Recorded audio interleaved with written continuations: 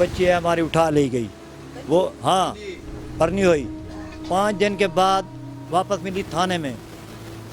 थाने SHO ने तहरीर के मैंने ये तुम्हारे अपने घर थी, नहीं वो सहाफ़ी था अखबार रफी, उसके घर में थी। 5 दिन रखी है। फिर उससे हमने गायब कैसे हुई पहले बच्ची को घर से उठा कर ले गए। उस टाइम घर पे और कोई नहीं था रोकने कोई के लिए? नहीं था घर पे, एक अकेली बैठी थी। बाप उनका सौदा गिरने गया, बच्चे को उठा के ले गया 3 बंदे में। फिर हमने अहमदपुर शर्के में तहसील में रेट पेश की, रेट पिटीशन दे गई। फिर थाने में 5 दिन के बाद बरामद हुई, वही आकर पेश दे गए। फिर हमने इंटीग्रेशन में दरख्वास्त दी, वो भी ना सुनी। फिर SSP से बात की, उसने कहा बच्ची को ले आओ बयान दे। उसने बयान दी, मेरे को 5 दिन वहाँ रखे रह गए ये तीनों बंदे ने। वहाँ रखा? 5 दिन वहाँ रखा। आप लोगों ने रहने दिया? हाँ, उधर बाद में 5 दिन के बाद वापस की। फिर SP साहब ने ये भी बयान लिए, बच्ची से बयान लिए, आपको कहाँ वहाँ रखी, वहाँ रखी, वहाँ रखी। फिर कैसे वापस गया? वह थाने में वापस गया। SP का नाम और थाना कौन सा? SP का नाम सबूत सईद है, ज़िला बहावलपुर। DPO साहब को दरख्वास्त दी, वो उन्हें SP साहब के पास भेजी। उसने बयान कलम बंद किए हैं कि हल्फी बयान ले आओ। हल्फी बयान भी दिए। फिर 3 महीने जाते रहे, उसकी नकल भी नहीं थी, वो बिक गए।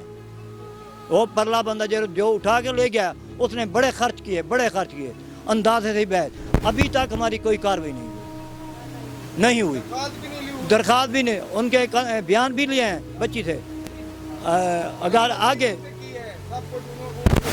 तो अगर कोई काम नहीं हुआ। 3 महीने हो गए हैं। बच्ची अभी कहाँ है? बच्ची हमारे अपने घर है।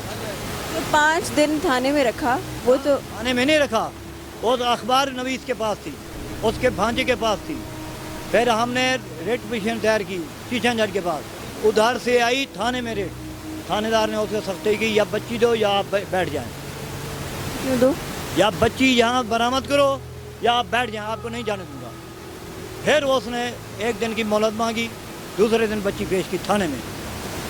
फिर हमने वो बच्ची को ले गए SP के पास, उससे बयान कलम बंद किए, हल्फी बयान भी लिए, 3 वर्षे के बयान लिए। फिर उसके बाद कोई कार्रवाई नहीं। अभी तक 3 महीने हो गए। आपने किसी और थाने में नहीं?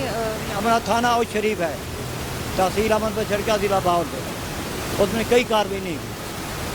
हमेशा उधर कार्रवाइयाँ नहीं होती है, सिर्फ आपके? ठीक है, ये सिपाही से DPO तक ये कि एक ही काम है, कोई बात भी नहीं सुनता।